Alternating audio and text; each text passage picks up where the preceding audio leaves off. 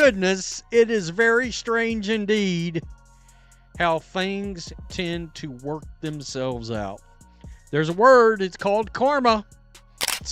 Well, something happened last night during the game. All right, Mabrey was trying to guard Paige Bueckers.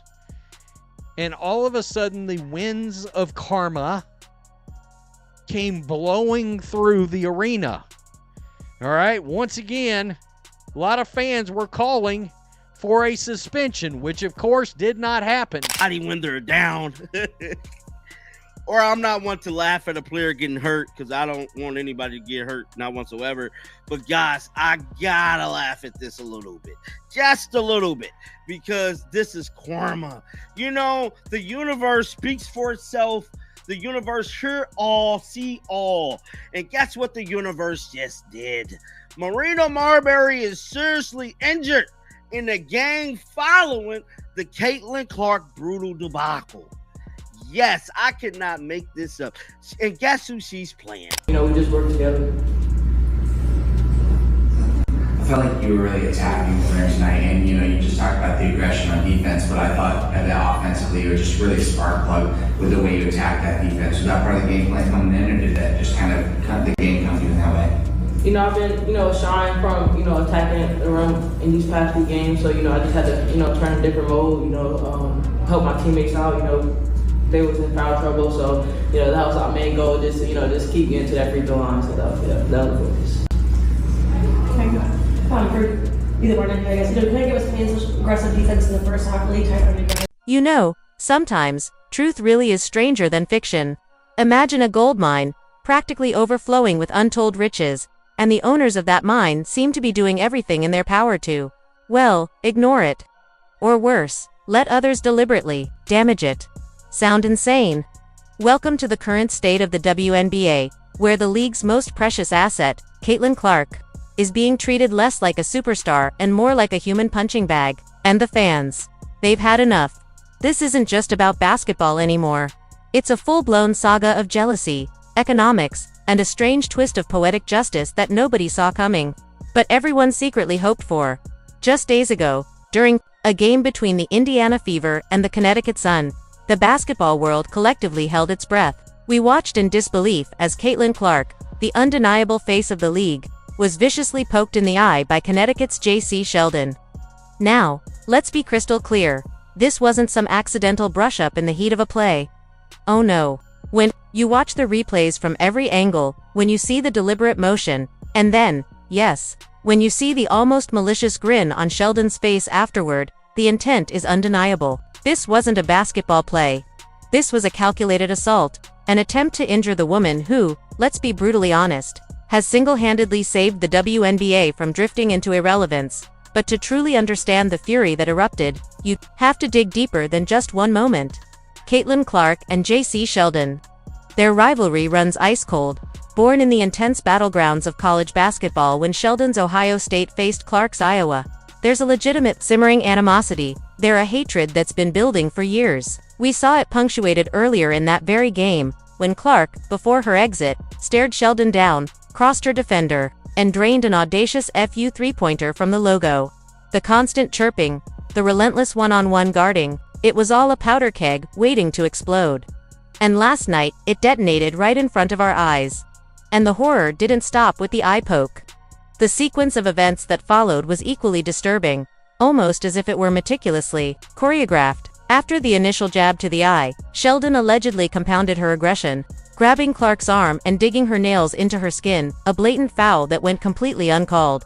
Then, as if on cue, Marina Mabrey joined the fray, shoving Clark to the ground from behind, while she was still reeling, trying to recover from the initial injury. It ceased to be a basketball game. It felt more like a strategically coordinated ambush, a main event brawl where the rules seemingly only applied to one side. Fans aren't just speculating. Their convinced opponents aren't playing ball. They're trying to injure her. Now, you might be asking, why is this particular incident sending tremors through the entire sports world? Why are fans, media personalities, and even late-night hosts demanding justice with such fervor? It all boils down to the numbers, and they are, quite simply, astronomical.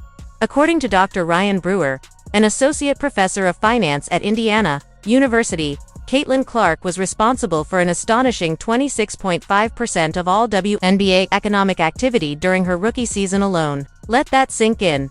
Over a quarter of the entire league's financial success, tied to a single player who, ironically, was making a mere $76,535 in her first year.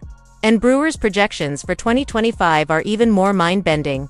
He estimates Clark could generate nearly $1 billion in total economic impact this season? Yes, that's billion with a BA figure that utterly dwarfs the entire previous history of women's professional basketball. When a single player is responsible for that kind of economic seismic shift, allowing her to be systematically targeted and potentially injured becomes not just morally wrong, but financially catastrophic. And what was the WNBA's immediate response to this vicious, blatant attack? Nothing short of pathetic. J.C. Sheldon received a flagrant 1 foul, which carries an automatic fine of just $2,000. Marina Mabrey's technical foul was upgraded to a flagrant 2, resulting in a whopping $400 fine. To truly grasp the absurdity, that's less money than most people spend on a nice dinner. Meanwhile, Sophie Cunningham, the player who finally stepped up to defend Clark, received not only a flagrant 2 foul during the game, but was also hit with an additional, undisclosed fine from the league. The message from the WNBA is chillingly clear. Attack Caitlin Clark and pay a paltry sum, but defend her and face multiple punishments. This system is, by all accounts, completely backwards. It's the league's billion-dollar blind spot. This isn't just about a few angry tweets from a vocal minority. The frustration is reaching a boiling point. Fans are actively organizing, demanding radical change. Multiple petitions calling for more severe discipline are accumulating hundreds of thousands of signatures in mere days. Social media campaigns are sprouting with specific demands, fines in the tens of thousands of dollars, arguing that anything less than a month's salary isn't a real deterrent. Some are even proposing that a portion of any fine be paid directly to Caitlin Clark as compensation for the unprecedented targeting she's endured. This sentiment is so widespread that even prominent mainstream figures like Jimmy Fallon used his platform on The Tonight Show to directly address the WNBA leadership, pleading, "What is going on in the WNBA? Protect Caitlin Clark at all costs. Please, enough of this, please." When mainstream entertainment figures are publicly calling out the league's failures, you know the problem has transcended basketball. Even Dave Portnoy from Barstool Sports didn't mince words, labeling the attackers jealous loser punks. This negative publicity is precisely what the WNBA doesn't want, exposing their systematic failure to protect their most valuable asset. From a pure business perspective, the WNBA's current approach to protecting Caitlin Clark makes absolutely no sense whatsoever. They are sitting on the biggest phenomenon in women's sports history, a player who has single-handedly transformed their attendance figures, television ratings, and merchandise sales. Yet, they are allowing her to be systematically targeted by players seemingly driven by grudges and personal agendas. Consider this staggering fact. The Indiana Fever's franchise valuation jumped from $90 million to $340 million in just 1 year, almost entirely due to Clark's arrival. That's a $250 million increase in value attributable to a single player. When that level of financial impact is at stake, a $2,000 fine for attacking that player isn't just inadequate, it's financially irresponsible. And here's where the universe, it seems, decided to intervene. Just as the outrage peaked over the targeting of Caitlin Clark, a bizarre twist of fate occurred. Marina Mabrey, one of the players who participated in the post-high poke shove on Clark, found herself facing a different kind of challenge. During a recent game, while guarding the electrifying Paige Bueckers, Mabrey suffered an injury, a twisted ankle. Immediately, the internet erupted with cries of karma and poetic justice. While no one wishes injury on a player, the timing and context felt too significant to ignore for many fans. This incident became a symbolic moment, a stark spotlight on the difference between legitimate basketball and aggressive, questionable play. This karma moment also threw a harsh spotlight on the on-court performance of players like Marina Mabrey and J.C. Sheldon themselves. Fans and analysts have increasingly pointed out a stark dichotomy.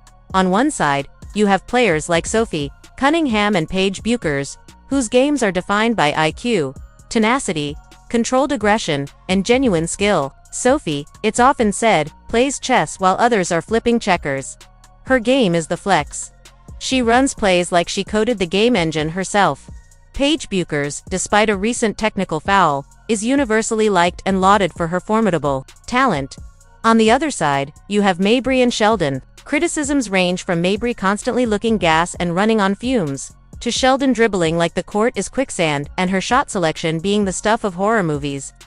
Their inconsistency, awkward spacing, and unforced errors have led many to conclude they are simply not that good, especially compared to the true talent in the league. It's less about a secret weapon and more about an open file folder of missed opportunities.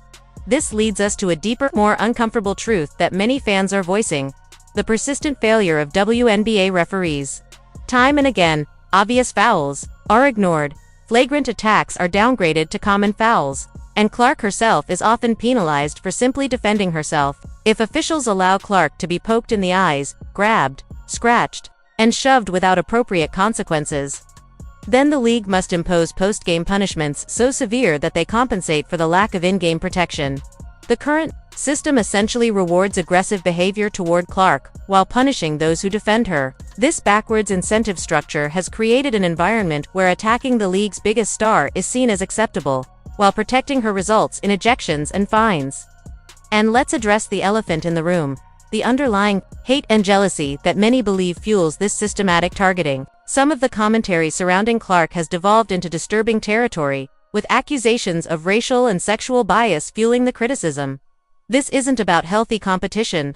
It's about a toxic environment where some seem to resent Clark's success and popularity. When people dismiss legitimate fouls by saying basketball is a contact sport, fans are quick to retort, "It's not football. It's not hockey. There's a reason contact is a foul, a flagrant, or an ejection. This isn't physicality anymore. It's sanctioned chaos." And it's turning family-friendly basketball nights into something that resembles a low-budget WWE promo. The WNBA's failure to protect Caitlin Clark is not just endangering her career. It's alienating the very audience she's worked so hard to bring in. Fans are fed up. They're threatening to cancel League Pass, Prime Video, and YouTube TV subscriptions. They're saying, "Why should I keep paying just to feel secondhand embarrassment and frustration from a product that refuses to clean up its act?" The league is sitting on a goldmine of talent: Paige, Kaylin, Sabrina, Azza, Sophie, and they're letting it rot in an environment more hostile than competitive. The WNBA used to be a great place to introduce young fans to sportsmanship and strategy. Now, parents feel they need to pause the game and explain why someone just got shoved into the scorer's table without a foul, or why announcers are praising toughness when it looks like a bar fight broke out in the paint. This isn't growing the game. It's pushing away the audience that actually cares. The solution to this crisis is straightforward, but it requires the WNBA to acknowledge the undeniable reality of their situation. Caitlin Clark is not just another player. She is the economic engine that drives the entire league. Protecting her isn't just morally right. It's a business necessity that should override all other considerations. JCS Sheldon's attack on Clark should result in a fine of at least $25,000. With a significant portion paid directly to Clark as compensation. This would send a clear message that targeting the league's biggest star comes with severe financial consequences. Additionally, Sheldon should face a multi-game suspension to truly drive home the point that such behavior won't be tolerated, and referees who consistently fail to protect her, they should be held accountable, even replaced. Some radical voices are even suggesting Clark should start her own professional basketball league for women. A testament to the desperate frustration of fans who believe her audience would follow her wherever she goes. The WNBA has a monumental choice to make. It can continue to turn a blind eye, allow its golden goose to be strangled by jealousy and short-sightedness, and watch as the unprecedented growth she's brought crumbles. Or, it can finally step up, protect its most valuable asset, and ensure her safety and success for the future. The integrity of the game is face down somewhere near half court, and if the league doesn't clean up its act, the subscriptions will go first, and the viewership will follow. What do you think the WNBA should do to protect Caitlin Clark and the future of the league? Let me know in the comments below. And if you found this story compelling and eye-opening, don't forget to like and subscribe for more deep dives into the world of sports, celebrity, and undeniable truth.